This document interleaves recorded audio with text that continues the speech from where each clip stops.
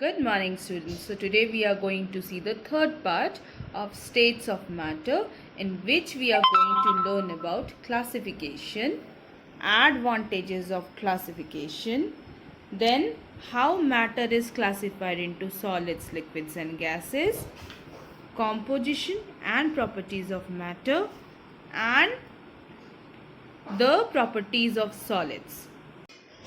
I have to sew and I cannot find the button. Can you suggest me how should I group these buttons so that I can find whatever the desired buttons on time?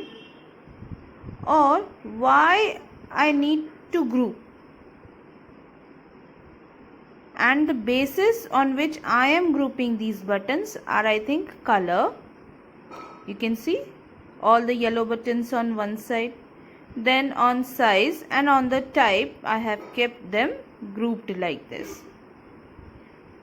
So generally we group things like this. This is called classification. So grouping, I think, is done on the basis of similarities, like all these are buttons, neat and convenient. So you can see here also all the bottles are kept at one place, the jugs are kept at one place. So in a mall like this, the things are arranged or classified. So when we keep the things or group the things on basis of similarities or uses, etc., then that is called classification. So grouping is done on the basis of the similarities in one or more ways, like I was grouping the buttons, okay, or according to the need or according to the convenience. The best example of grouping can be seen in your home, in the pantry, in the kitchen, where mama keeps spices, pulses, cereals grouped. Or you can see grouping in grocery stores or bigger malls like that. So what it gives you convenience. There are different sections in the shopping mall where you can see according to your convenience the products are there. So accordingly we also do grouping in chemistry. Let's see what are the advantages of classification. So classification helps to understand the similarities or dissimilarities of objects. It also helps in identifying the objects and it makes it easier to work with them. Okay? Like when we were classifying the buttons, it was very easy after classifying the buttons to find the colorful buttons, which color buttons I want.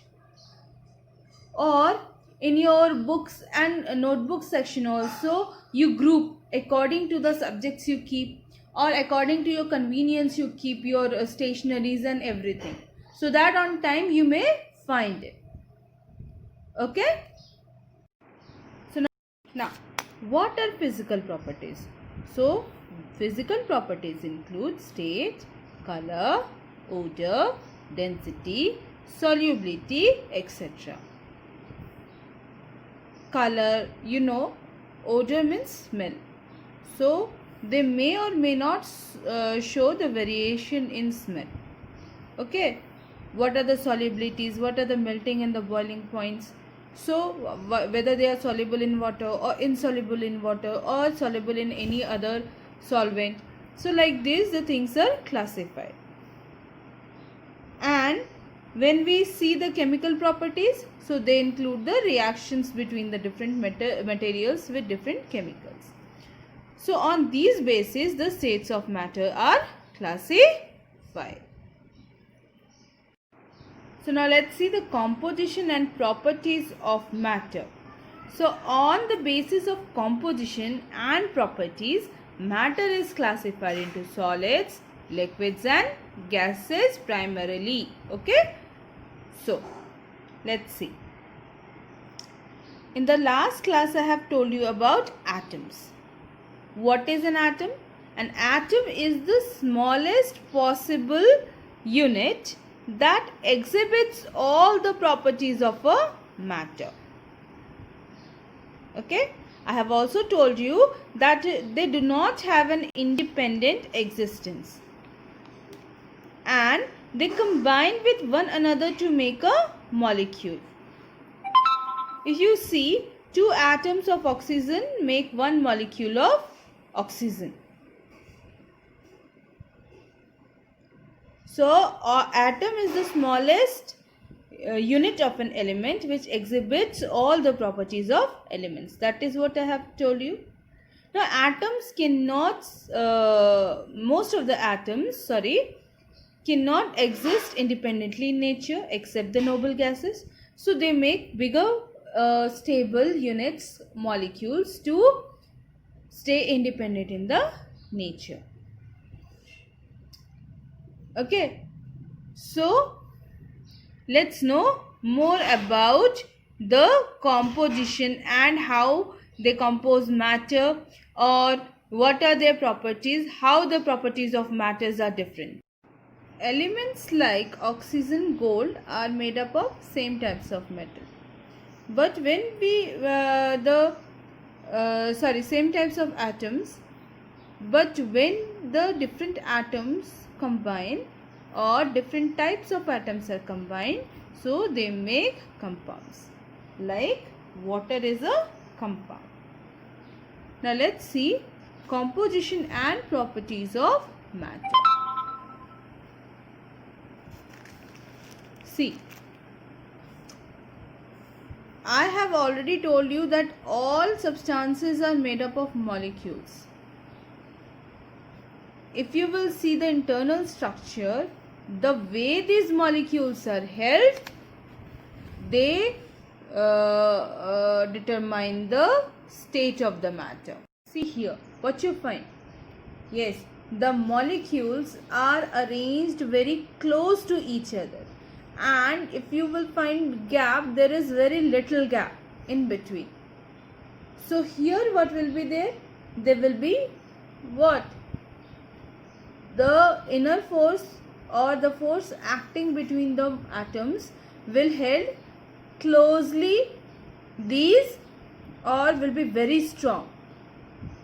So the atoms will be held very tightly.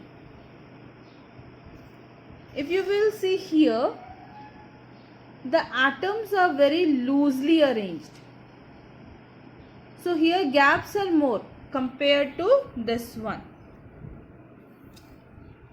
So what we can say here, the force will be very less acting on the molecules. If you will see here, the molecules are far apart. So there will be very little or no force holding these atoms. So we can say that on the basis of these arrangements of atoms, matter can be classified into solids, liquids and gases. Now let's know about what is intermolecular space and what is intermolecular force. Now children, see this. What is this? This is a gold jewelry. So gold is a metal. Now if you will see here, this is the molten metal. That means when metals are heated at a very high temperature, they turn into liquid. Now how this happens? This is due to two major factors, that is the intermolecular force of attraction and intermolecular space. Now you can see here the different arrangements are there. So if you will see, there is a gap between the molecules. So this gap is called intermolecular space.